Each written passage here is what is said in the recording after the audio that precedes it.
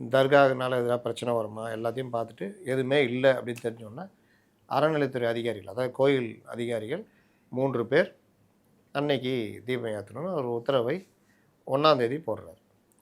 அரசு அந்த உத்தரவு மேலே மாறுபட்ட கருத்து இருக்குது அதானே சொன்னாங்க. ஆமா. அப்படி இருந்தால் அன்னைக்கே பெஞ்சுக்கு போயிருக்கலாம்.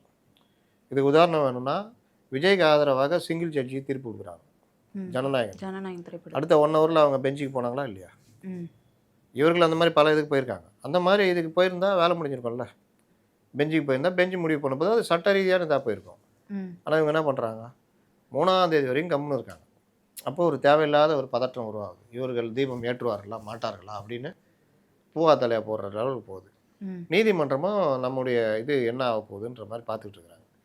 அதிகாரிகளும் எனக்கு என்னென்னு இருக்கிறாங்க. அன்னைக்கு கார்த்திகை தீபம் எல்லாம் பக்தர்கள் திரண்டுட்டாங்க. தீபம் அந்த ஏற்கனவே கோர்ட் உத்தரவில் இவங்க எதிர்க்கவும் இல்லை. அதனால் தீபத்தூணில் ஏற்றுவாங்கன்னு எதிர்பார்க்குறாங்க. இது ஏற்ற மாட்டாங்கன்னு தெரிஞ்சு மனுதாரர் மறுபடியும் கண்டெம்ட் ஆஃப் தி கோர்ட்டு போகிறார். ஆனால் போகும்பொழுது இவர்கள் அரசு தரப்பு என்ன சொல்கிறாங்க, 6 மணி வரைக்கும் டைம் இருக்குது. அதுக்குள்ளே நீங்கள் எப்படி வழக்கு எடுப்பீங்க? 6 மணிக்கு மேலே ஏற்றலைன்னா அப்போ நீங்கள் கோர்ட்டு கண்டெம்ட் எடுங்க அப்படின்னு. அப்போ வேண்டுமென்றே இதை 3ஆம் தேதி வரைக்கும் இழுத்து ஒரு பரபரப்பை ஒரு பிரச்சனையை உருவாக்கணுன்றதில் யார் செயல்பட்டா? இந்த கேள்வி வருமா வராதா? நீதிபதி 6 மணிக்கு மேலே நீங்கள் வந்து ஒரு 10 பேர் மனுதாரரும் அவர்களுக்கு பாதுகாப்புக்கு சிஎஸ்எஃப் வீரர்லாம் போய் நீங்கள் ஏற்றுக்க. ஏன்னா நீதிமன்ற உத்தரவை அதிகாரிகள் மதிக்கலை. நீங்கள் போய் பண்ணுங்கன்றார். அதை மீறி அந்த இடத்துல 140 நாள் தடை உத்தரவு போடப்படுது. பெரிய கலாட்டா ஆகலை, எதுவுமே ஆகலை. ஆனால் 140 நாள் தடை உத்தரவு போடப்படுது. அது போட்டது ஏன் போட்டாங்கன்னா 140 நாள் போட்டது மேலே போகக்கூடாது, திரும்பி போங்க. அப்போ ஈஸியாக கோர்ட் உத்தரவை மதிக்காத மாதிரியும் இருக்கும், சட்டத்தை நிலநாட்டின மாதிரியும் இருக்கும். இது மேலும் நீதிபதிகளை கோபப்படுத்துகிறது. ஜுடிஷியலில் அதுக்கு ஒரு நம்ம அரசியலமைப்பு சட்டத்தில் ஜுடிஷியலுக்குன்னு பவர் இருக்குது.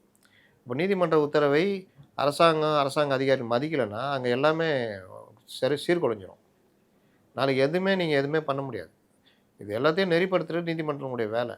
அந்த உத்தரவை மதிக்கலைன்னா சம்மந்தப்பட்டவங்களும் சம்மன் கொடுக்குறாரு அவர்.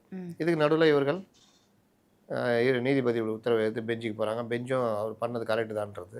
இவங்களால் ஒன்றும் பண்ண முடியல. சுப்ரீம் கோர்ட்டாக போயிருக்காங்க. அதாவது இதில் இங்கே என்ன பிரச்சனை, எல்லாரும் வாங்கன்றார். நீதிமன்ற உத்தரவு ஏன் மதிக்கல, அவரே எடுக்கிறார் சோமோட்டோ வந்து பதில் சொல்லுங்கன்றார். அதற்கு நீதிமன்றத்துக்கு அதிகாரம் இருக்கிறது. அதில் தான் வீராவசனம் பேசினவங்களாம் வந்து நிரந்தர அதாவது நிபந்தனையற்ற மன்னிப்பு கேட்டு கொடுக்குறாங்க. மற்றவர்களை கூட அவர் இது பண்ணல. ஏன்னா ஒரு மாவட்டத்துக்கு அரசாங்கத்துடைய பிரதிநிதி ஆட்சியர்.